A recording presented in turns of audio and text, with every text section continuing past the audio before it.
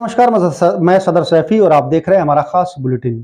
प्रधानमंत्री नरेंद्र मोदी ने भूटान के सर्वोच्च नागरिक सम्मान ऑर्डर ऑफ डुक ग्याल्पो से सम्मानित होने वाले पहले विदेशी सरकार के प्रमुख बनकर इतिहास रच दिया।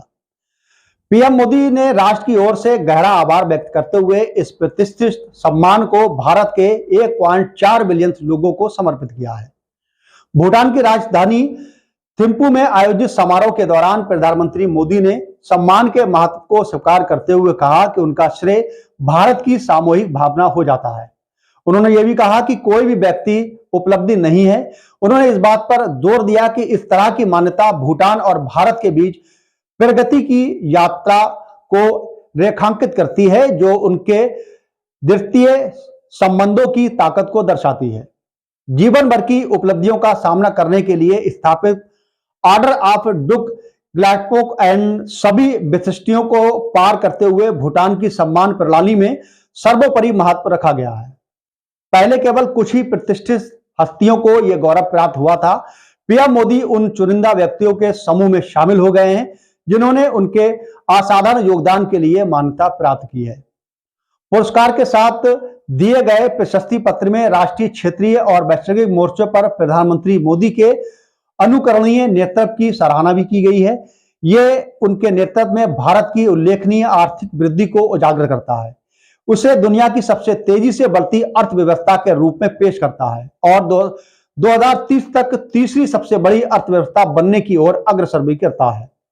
पर्यावरण संरक्षण और नवीनीकरण ऊर्जा के प्रति पीएम मोदी की प्रतिबद्धता और उनकी परिवर्तनकारी पहलों को उन्हें घरेलू और अंतर्राष्ट्रीय स्तर पर प्रसन्नता दिलाती है।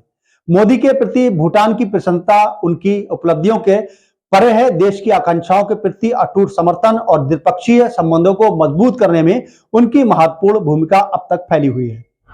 अपने पूरे कार्यकाल के दौरान पीएम मोदी ने दक्षिणी एशिया के भीतर सहयोग और एकजुटता को बढ़ावा देते हुए नेबरहुड फर्स्ट नीति का समर्थन किया था। उनकी भूटान यात्रा दोनों देशों के बीच स्थायी बंधन का प्रतीक है और उनकी विदेशी नीति के एजेंडे में अपने पड़ोसियों को प्राथमिकता देने की भारत की प्रतिबद्धता को रेखांकित करती है।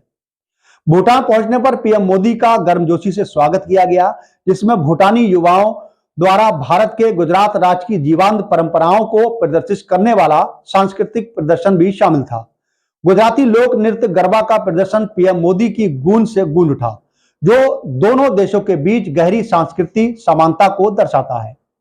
वही भारतीय प्रवासी और स्थानीय समुदाय के सदस्यों के साथ बातचीत करते हुए पीएम मोदी ने भारत और भूटान के बीच मजबूत लोगों से संबंधों की पुष्टि करते हुए प्रसन्नता और अभिव्यक्ति प्राप्त की है। उनकी यात्रा उच्च स्तरीय जुड़ावों के निरंतर आदान प्रदान का प्रतीक है, जो अपने पड़ोसियों के प्रति भारत की दृढ़ प्रतिबद्धता को, कूटनीति और दोस्ती के सिद्धांतों को रेखांकित करती है।